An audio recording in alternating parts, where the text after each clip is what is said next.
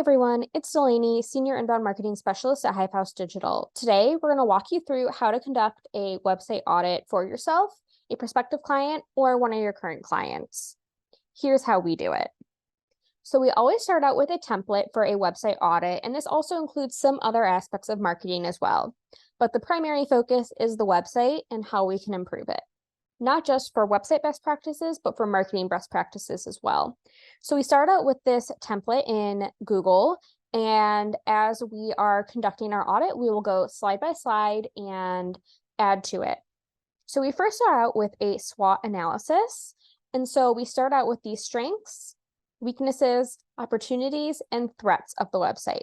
Sometimes it's actually helpful to do this at the end of your website audit, but it's nice to present it at the start of the actual presentation. So that's why we have it at the start. But some examples that you could include here for strengths, it could be a modern website. It could be easy to use. It could be, you could have original photography rather than stock imagery. So really, you just want to evaluate the website as a whole and really call out what is a strength of it. You don't want the presentation, especially if you're presenting to a prospective client, you don't want it to be all negative. There are always going to be some strengths of the website, so it's good to call that out at the start. Next, we have our weaknesses. So what are areas of the website we can improve upon? This could be low SEO. It could be inconsistent branding. It could be maybe there's some security issues with the website, and maybe it's just not inbound focused. Next, we have our opportunities. So and this is really going to relate to the weaknesses a lot, but what are some areas of opportunity on the website? So we could say consistent blogging, consistent user experience, quick SEO wins. And then you have your threats. So what are some kind of outside threats to the website? And so this could be maybe you're working with a client that has to, maybe they're working with a lot of NDAs. Maybe you can't say everything that you would like to on the website. So maybe limited information to share. It could be competition, especially when we're talking about keyword rankings. It also could be brand confusion if you have a name that's similar to another company, even if it's not in the same field.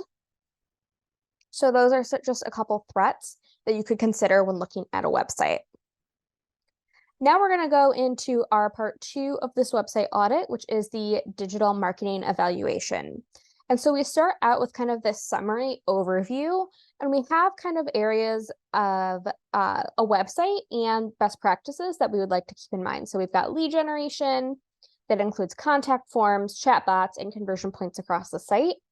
We're looking at design, so the links in the navigation, if they have a site search, if the design is modern, and if it's responsive design.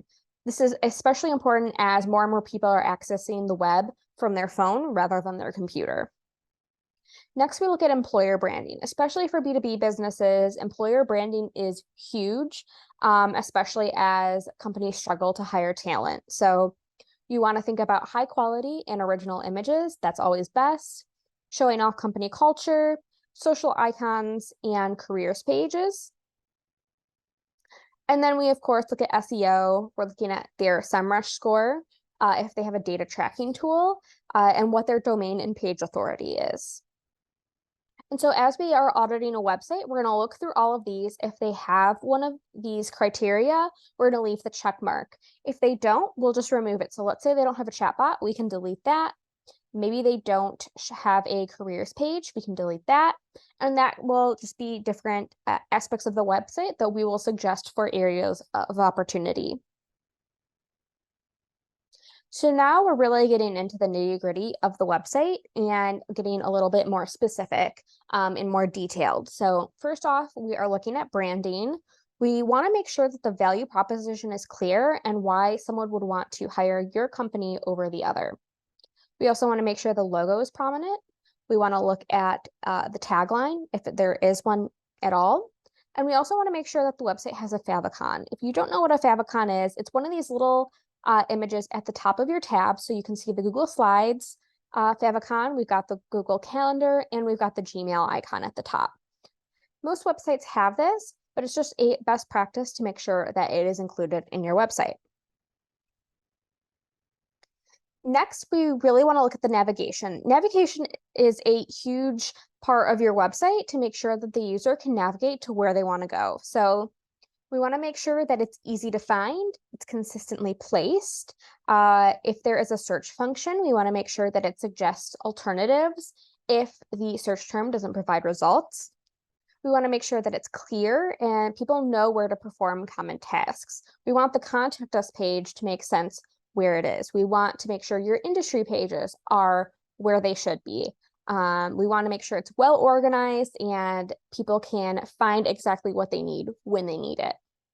And then lastly, we also want to make sure that if a user comes in from a subpage from a search engine result or a referral link, we want to make sure that they know what your site is about and that they can access other areas of your website.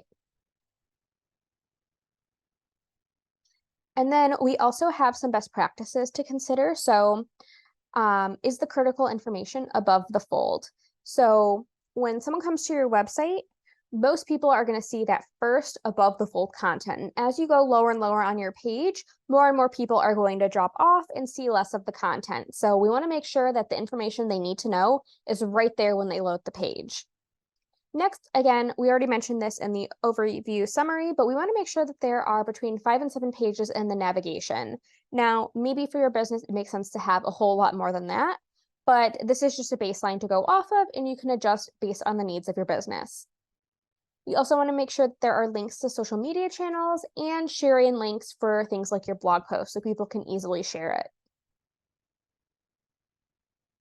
Next, we're looking at some evaluation tools. So firstly, we want to make sure that your Google My Business is updated and is consistent with the content on your website. I don't know about you, but I've had scenarios where I've looked at a company's Google My Business and their phone number was wrong or their website URL was not correct. It didn't match up with the company name. And so we want to make sure that's consistent because a lot of people see that information when they're searching for, businesses near me, or just searching up your brand name if they are already aware of you. So you want to make sure that that's updated and consistent.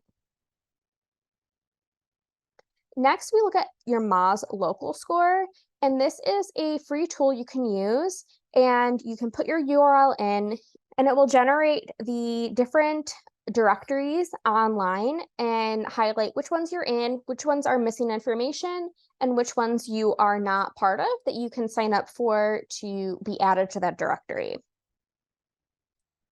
And then next, we want to look at your website grader score. Now, this is a free HubSpot tool, and all you have to do is add in your website, add in your email, and then it will load and it will bring up areas of opportunity on your website in different areas like SEO, security, performance, a range of topics that are important for website optimization. So we put in Hivehouse Digital, and as you can see, we got a 97 out of 100. So what you can do is you can scroll and see what areas of opportunity there are. So you can see, we have a good page size, we've got a good site speed, but our page requests are a little bit high. So this is something we could take to the developer, or if this was for a client, we could let them know some areas of opportunity. And as you scroll down, it'll tell you what you've passed. So, browser caching, image sizes, CSS. There's also SEO. So it's looking at your meta descriptions, plugins, link text, things like that. We've also got mobile. So is your website optimized for mobile? And lastly, and probably most important, is security. Is your website secure? Oftentimes when you're on Google, it will alert you if a website is not secure. So you want to make sure that you are always up to date with this so people don't feel like they don't trust your website. So that is the website grader. We'll run that through and then we'll add the scores here and talk the client through it. Next, we've got our inbound review and looking at inbound best practices on a website. So we are big advocates of blogging. We love making sure our clients blog. So we're looking at, if you blog, what How frequent are you blogging? Is it inconsistent? Is it even related to what you do as a business? That's what we're looking for in this content review. And we also look at your gated and ungated offers. Now, we typically recommend a mix of both. It's really going to depend on the content, what's gated or ungated. So a good example of an ungated offer would be like spec sheets or data sheets that would be important for people to know. And a gated offer you could do would be like an ebook or a checklist. So you can gather lead information and nurture them in your sales funnel. And then we're also looking at best practices for lead capturing.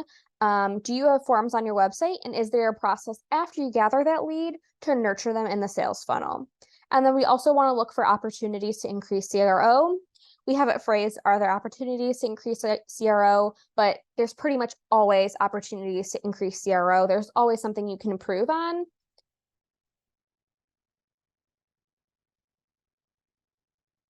Next, you have your SEO and keywords. So we use SEMrush for the bulk of our SEO analysis. And what you can do is use this backlink analysis, and you can easily search a website. So I'm going to use Home Depot as an example. It's going to analyze their backlinks, and you can see how many backlinks they have. So they have 17.5 million. You can see their authority score trend. You can see the trend of their backlinks. So you can see over the last year, they've lost a lot of backlinks. So this is something their SEO team might be making recommendations for improving. And you can also go into the backlinks and see what they are, who is linking to them, what are some of the toxic backlinks that they might want to get rid of, and use this for any backlinking efforts. Next, you have your site audit, and we also use SEMrush for this. When you create a project in SEMrush for yourself or your client, you can put in their URL, and it will analyze their website on a regular basis, and it will make technical SEO recommendations that you can work on a regular basis to improve your SEO over time. Next, we have a slide just talking about PPC. Now, this isn't really website audit related, but it all links back to your website. So we do like to keep PPC in mind, as well as earned media. So when we're thinking about earned media, we want to make sure that any associations they're part of are on the website, and think about opportunities for earned media outreach to add backlinks to the website, as well as content that could be shared with industry thought leaders or influencers. And finally, we leave on a social media note. So we want to look at what social media channels they're using. Are the profiles complete? What types of content are they posting, and how frequent? So again, this is less website focused, but it all leads back to the website. And so we like to capture this information as well in our kind of website digital marketing audit. So that is all we have for you today. I hope you enjoyed and learned something new. And don't forget to subscribe so you don't miss out on our next tech tip.